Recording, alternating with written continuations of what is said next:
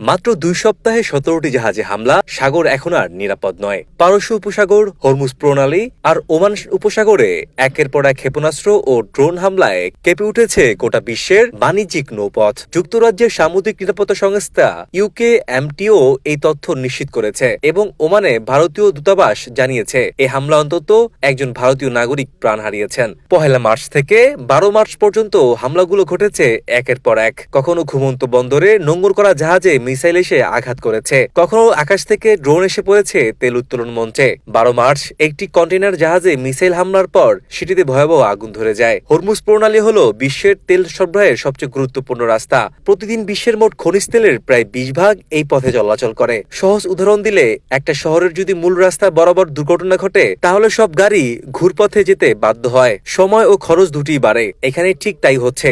জাহাজ কোম্পানিগুলো ভয়ে পড়েছে, বিমান খরচ বেড়েছে আর সে বাড়তি খরচ শেষমেশ পণ্যের দামে যোগ হচ্ছে। বিশেষজ্ঞরা মনে করছেন, ইরান ও ইসরায়েলের মধ্যকার চলমান উত্তেজনা এখন স্থলভাগ ছড়িয়ে সমুদ্রেও ছড়িয়ে পড়েছে। কারা এই হামলা করছে তা সরাসরি স্বীকার না করলেও হামলার ধরন ও অবস্থান স্পষ্ট ইঙ্গিত দিচ্ছে এটি একটি পরিকল্পিত ছায়াযুদ্ধ। ফলাফল একটাই, বিশ্বজুড়ে তেল, খাবার ও নিত্যপণ্যের দাম বাড়ার আশঙ্কা এখন আর উড়িয়ে দেওয়ার সুযোগ নেই।